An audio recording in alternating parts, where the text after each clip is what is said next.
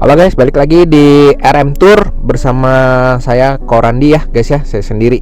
Oke. Hari ini cuaca lagi mendung banget, lagi mau hujan. Jaga kesehatan kalian ya guys ya, tetap semangat dalam apply visa Amrik ya. Oke. 2 minggu belakangan ini sekedar info sih, yang persentase lolos itu cukup menggembirakan, itu sekitar 60%-an kira-kira ya yang lolos. Yang kurang itu waktu bulan Januari Februari sih gitu. Koko sering bilang sih di video-video Koko sih kayak gitu, Januari Februari itu kurang. Tapi tetap sih kepada murid-murid Koko yang masih belum rezekinya, belum beruntung, tetap semangat ya. Kalian sudah melakukan hal hebat sih, yang terbaik ya gitu. Oke, hari ini Koko akan bahas topik yang cukup penting. Ini memegang peranan penting dalam apply visa Amrik ya, agar kalian tidak terjebak. Agar tidak terjebak sih, intinya seperti itu ya. Jadi topik hari ini itu kesalahan-kesalahan umum ataupun kesalahan-kesalahan dasar yang bisa mengakibatkan kalian fatal ya, berkas-berkasnya ya guys ya, yang dilakukan oleh agent. Oke. Jadi oleh agent atau pihak ketiga yang membantu pembuatan berkas kalian ya guys ya. Oke. Pertama itu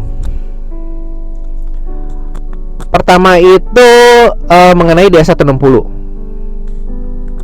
D160 seperti kita ketahui ya, itu berkas itu sangat penting. Itu berkas nomor 1 ya untuk dalam apply visa Amrik ya. Karena apa? Karena itu berisi data diri kalian ya, berisi data diri kalian yang mana nanti embassy melihat misalnya ini sosok si Randi ini itu seperti apa. Nah, mereka lihatnya dari D160 ya guys ya. Banyak banget ini banyak sih, jujur ini case-nya banyak banget gitu ya. Ada peserta yang tadinya apply dengan agent lain gitu atau diisikan oleh orang lain, terus fail, habis itu konsul di Koko atau apply visa di Koko ya. Dia apply visa di saya ya. Dia bilang gini, kok nanti kita memang ada briefing ya gitu. Oh iya, ada briefing, itu memang kewajiban ya. Memang di price list Koko memang ada 2, ada yang with briefing or without briefing ya. Jadi ini kita bahas yang with briefing dulu ya. Koko bilang ya, itu briefing itu mutlak, itu wajib. Memang pas briefing itu diajarin apa sih kok? Ya briefing itu simpelnya kita bahas semua pertanyaan ya, termasuk mengenai data D160 ya gitu. Oh, soalnya waktu sama agent yang lalu itu saya benar-benar nggak diajarin sama sekali kok. Maksudnya gimana? Itu berkas D160-nya aja saya nggak pernah ngelihat gitu. Guys, kalian bayangin ya, coba kalian bayangin baik-baik. Kalian kan masukin data ke embassy, itu D160-nya aja dia nggak pernah ngelihat gitu. Barang D160 aja dia bingung, maksudnya ini D160 itu yang mana kok gitu. Loh, kemarin kan buat apply visa Amrik, iya udah diurusin agent, tapi agentnya nggak ngasih tahu kok gitu. Oh gitu. Itu menurut Koko itu benar-benar kesalahannya udah fatalnya tingkat nomor 1 ya. Udah tire-nya tire S ini, udah nggak ada yang di atas ini lagi, ini paling fatal. Itu jadi peserta nggak tahu DS itu seperti apa, data diri dia seperti apa gitu. Dia ngisi form itu, ada ngisi, tapi kan hasil akhir yang disubmit itu seperti apa dia nggak tahu. Kan yang disubmit itu hasil akhir, bukan yang diisi form yang diisi dia ya gitu kan. Setelah diisi dia kan nanti di-convert ke DS160. Jadi kalau di saya itu pasti saya kasih review DS dulu. Jadi ada 2 garansi. Jadi garansi pertama itu ada namanya review DS. Jadi kalian tahu tuh data kalian ini seperti ini loh gitu. Ini udah Koko masukin ke DS160 gitu. Nah, garansi kedua, jadi tingkat safety kalian kedua itu nanti pas briefing, misalnya offline ya, maksudnya briefing langsung itu DS160-nya udah saya cetakin. Jadi kalian ngeliat tuh fisiknya barangnya itu, tahu tuh DS160 seperti apa dan berkas-berkas penting lainnya.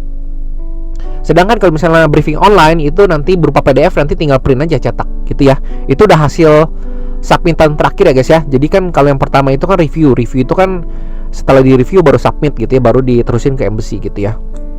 Nah, itu kesalahan fatal yang pertama. Jadi mengenai berkas D160 yang nggak pernah dikasih tahu, nggak pernah diliatin, itu seperti apa ya. Oke, kesalahan fatal nomor 2 yaitu nggak adanya briefing. Mungkin banyak yang sebagian besar itu nggak sebagian besar sih, sebagian besarnya justru nganggap briefing penting. Sebagian kecil nganggap briefing itu nggak penting gitu. Mereka bilang nggak penting sih, maksud briefing itu apa? Saya bisa belajar sendiri. Oh ya, that's okay, no problem sih. Tapi ini benar-benar sebagian kecil sekali ya. Paling segelintir orang doang seperti itu. Cuma pandangannya ya meskipun nggak bisa saya lurusin, cuma saya bantu pandangan yang jelas ya gitu ya. Jadi briefing itu benar-benar megang peranan penting. Koko saya ada pernah jelasin di beberapa VT atau video sebelumnya. Banyak loh yang bayar, maksudnya kasih bayar ke Koko itu khusus untuk briefing doang. Dia udah terlanjur buat dengan agent lain atau buat sendiri ya gitu ya. Terus bayar, dia nanya, kok ini saya mau bayar khusus briefing doang gitu. Ya udah, Koko sebutin angkanya berapa gitu ya, 500.000 per orang. Oke, dia ada berapa orangnya, tinggal kalihin aja ya sesuai orangnya gitu. Mau. Itu lumayan, nggak sampai 20-an kelompok sih, nggak sampai 20-an kelompok, tapi ya segituan lah, maksudnya udah belasan kelompok yang ikut briefing tok doang ya guys ya gitu. Jadi ini maksudnya Koko mau info itu briefing megang peranan penting karena kan diajarin segala macam ya, pertanyaan, terus cara jawabnya segala macam ya gitu ya. Ya briefing atau coaching lah. Nah, terus banyak agent yang nggak briefing. Jadi pas hari H ya, bayangin guys, hari H itu dia ada yang langsung ketemu di embassy ya, ngasih ini ibaratnya contekan nih kamu belajarin ini ya. Jadi pas hari H guys, bayangin kalian lagi ngantri, dia datang, kalian bayangin aja kayak gitu ya. Itu ya Koko juga nggak kepikiran sih seperti itu sih, maksudnya gitu. Kalau saya sendiri pribadi maksudnya briefing itu beberapa hari sebelumnya biar orang ada persiapan gitu kan. Orang nggak bisa yang ngafal secepat kilat detik itu juga ya gitu guys ya. Nah itu nomor 2 briefing ya. Nah terus selanjutnya kesalahan nomor 3. Ini udah sempat saya mention, udah sempat saya bilang berkali-kali ya mengenai hal ini. Ini benar-benar dianggap remeh oleh sebagian orang sih menurut Koko gitu ya. Dan sebagian agent juga dianggap remeh. Padahal dia agentnya udah punya nama gitu, dan punya nama followernya banyak, atau agent besar gitu ya, tour besar ya, agent tour besar.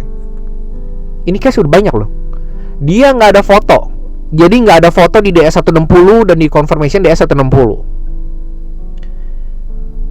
Waktu Koko bahas di video, ada sebelumnya pernah Koko bahas, cuma ada yang nanggepin gini, kok saya nggak ada foto, lolos aja tuh. Oke, congrats. Saya bilang congrats, selamat. Oke.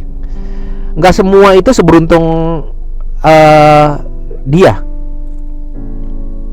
Dalam arti, ini case yang Koko pegang yang nggak ada foto itu hampir 2 bulan lebih lah kira-kira ya. Jadi dia pernah apply sendiri atau apply pakai pihak ketiga, agent gitu ya. Itu fotonya nggak ada. Dan itu langsung ditegur oleh officer gitu. Ini mana foto kamu gitu. Itu jelas kok, itu jelas banget. Jadi mungkin antara waktu yang komen itu, yang waktu komen di video Koko ya, dia bilang kok ini saya lolos gini-gini. Nah itu mungkin antara dia benar-benar lucky, ya faktor lucknya dia tinggi banget, atau faktor officer juga ya, maksudnya ya lagi ngelolosin gitu, maksudnya lagi oke. Atau dia itu berdasarkan peraturan sebelumnya. Cuma kalau berdasarkan peraturan setahun terakhir gitu ya, itu udah wajib punya foto ya. Jadi foto itu nggak boleh diremehin sama sekali ya guys ya. Itu benar-benar penting banget. Makanya Koko saya selalu concern, ini foto ini benar-benar concern. Foto kalau bisa di studio gitu ya, bagus ya, biar bagus latar belakang putih gitu ya. Selalu saya tegasin berkali-kali gitu. Oke guys, ini Koko tutup dulu ya videonya ini, nanti kita lanjut part 2 ya. Oke, dadah.